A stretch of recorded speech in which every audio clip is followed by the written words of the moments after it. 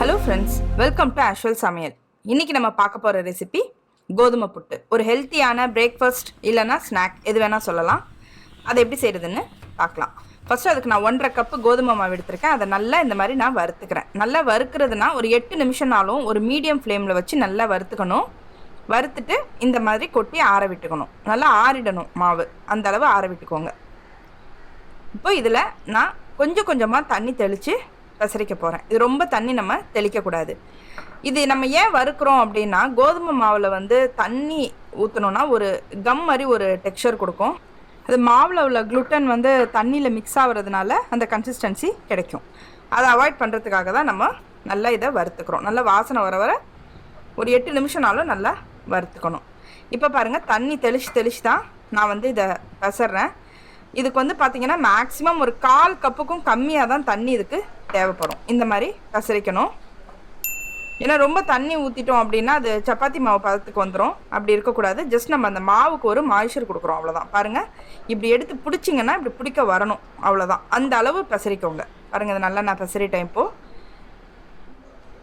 பாருங்கள், இப்போ இந்த லம்ஸ் எல்லாம் இருக்குது இல்லையா, அதை வந்து நம்ம எடுக்கிறதுக்காக மிக்சியில் வந்து ஜஸ்ட் ஒரே ஒரு சுற்றி எடுத்துக்க போகிறோம். ரொம்ப நேரம் ஓட்டக்கூடாது, சும்மா ஒரு சுற்றி எடுத்துக்க போகிறோம். பாருங்கள், நான் அதை மிக்சியில் ஒரு சுற்றி எடுத்துகிட்டு வந்துட்டேன். பாருங்கள், இப்போ எப்படி வந்துருச்சு பாருங்கள். ஒரு மணல் மாதிரி இருக்குது பாருங்கள். இந்த பதத்துக்கு இருக்கணும். இப்போ இதில் நான் ஒரு 1/2 ஸ்பூன் உப்பு சேர்த்துக்கிறேன். ஏன்னா இதை நம்ம ஸ்வீட்டாக செய்கிறதுனால ஒரு 1/2 ஸ்பூன் உப்பு போதும். போட்டு நல்லதை கிளறிக்கோங்க. இப்போது நான் இதை வேக வைக்க போகிறேன். இட்லி பாத்திரத்தில் ஒரு சுத்தமான துணி போட்டுக்கோங்க.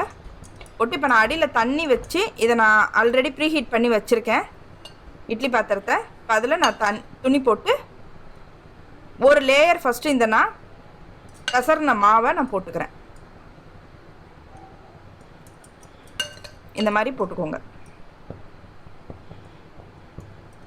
இது ரொம்பவே டேஸ்ட்டாக இருக்குங்க இந்த புட்டு. இது நார்மலாக சில புட்டெல்லாம் சாப்பிட்டிங்கன்னா தொண்டை பிடிக்கும் இல்லையா, அந்த மாதிரியெல்லாம் இது இருக்காது. ரொம்ப ஸ்மூத்தாக உள்ளார இறங்கும். பாருங்கள், இதில் நான் ஒரு லேயர் தேங்காய் துருவல் சேர்த்துக்கிறேன். இது ஒரு 3 டேபிள் ஸ்பூன். தேங்காய் துருவல்லாம் நம்ம டேஸ்ட்டுக்கு தான். நான் ஒரு 3 டேபிள் ஸ்பூன் தேங்காய் துருவல் சேர்த்துக்கிறேன். 3 இல்லை 4 டேபிள் ஸ்பூன் சேர்த்துக்கோங்க. இதில் கொஞ்சம் ஒரு பிஞ்ச் ஏலக்காய் தூள் சேர்த்துக்கிறேன். இது ஆப்ஷனல் தான். ஏலக்காய் ஃப்ளேவர் பிடிக்காதவங்க இதை விட்டுருங்க, போடணுன்னு அவசியம் இல்லை. இப்போ பாருங்கள், அடுத்த லேயர் நான் மீதி இருக்க மாவையும் போட்டுக்கிறேன். இதை நம்ம தேங்காய் துருவலோடு இதை நம்ம வேக வைக்கும் போது இன்னும் வந்து அந்த புட்டு வந்து இன்னும் சாஃப்டாக இருக்கும், டேஸ்ட்டாகவும் இருக்கும். பாருங்கள், மீதி இருக்க தேங்காய் துருவலையும் இப்படி நான் மேலே போட்டுக்கிறேன். இது ஒரு டேபிள் ஸ்பூன் இருக்கும். இது எப்படியும் ஒரு 1/2 கப்பு தேங்காய் துருவல் இந்த மாதிரி நான் சேர்த்துக்கணும். பாருங்கள், நல்லா மூடி போட்டு ஒரு 10 நிமிஷம் வேக வச்சுருங்க. ஏன்னா கோதுமை அப்படிங்கிறதுனால கொஞ்சம் டைம் எடுக்கும். இது ஒரு மீடியம் ஹீட்லேயே வைங்க. ரொம்ப லோவாகவும் வைக்கங்க, ரொம்ப ஹை ஹீட்டும் வைக்காதீங்க. மீடியம் ஹீட்டில் வச்சு ஒரு 10 நிமிஷம் வேக வச்சு எடுத்துக்கோங்க. பாருங்கள், எந்திரிச்சு இப்போ நம்ம ஓப்பன் பண்ணி பார்க்கலாம். பாருங்கள், நல்லா எனக்கு இப்போவே நல்ல வாசனை வருது. இப்போ இது எப்படி வெந்துருச்சுன்னா அது பாருங்களேன், இப்படி எடுத்து கையில் பெசரும் போது கொஞ்சம் அப்படி கையில் ஒட்டும். அந்த அளவு வேக வச்சு எடுத்துக்கோங்க. இப்போ நான் அதை ஒரு பவுலில் ட்ரான்ஸ்ஃபர் பண்ணிக்கிறேன்.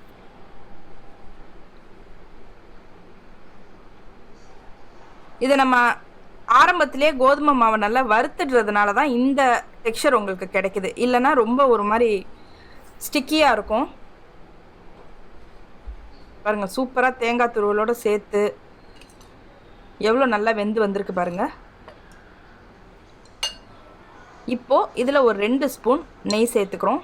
நம்ம டேஸ்ட்டுக்கு தான். ஏன்னா நெய் சேர்த்திங்கன்னா இன்னும் கூட நல்ல டேஸ்ட் கிடைக்கும். அதில் நான் ஒரு 2 டேபிள் ஸ்பூன் முந்திரி பருப்பும் ஒரு 5 ஸ்பூன் நாட்டு சர்க்கரையும் சேர்த்துக்கிறேன். இது வந்து ஸ்வீட்லாம் உங்கள் டேஸ்ட்டுக்கு தகுந்த மாதிரி சேர்த்துக்கோங்க. இது மைல்டாக இருக்கும். உங்களுக்கு நல்ல ஸ்வீட் பிடிக்கும்னா இன்னும் கூட கொஞ்சம் கூட சேர்த்துக்கலாம். நெய் ஃப்ளேவர் பிடிக்கும்னா இன்னும் கூட ஒரு 2 ஸ்பூன் நெய் கூட சேர்த்துக்கலாம். அவ்வளோதாங்க, உங்களோட அருமையான கோதுமை புட்டு ரெடி ஆகிடுச்சு. கண்டிப்பாக இதை நீங்கள் வீட்டில் ட்ரை பண்ணி பாருங்கள். அப்புறம் நீங்கள் விடவே மாட்டீங்க, அடிக்கடி செய்வீங்க.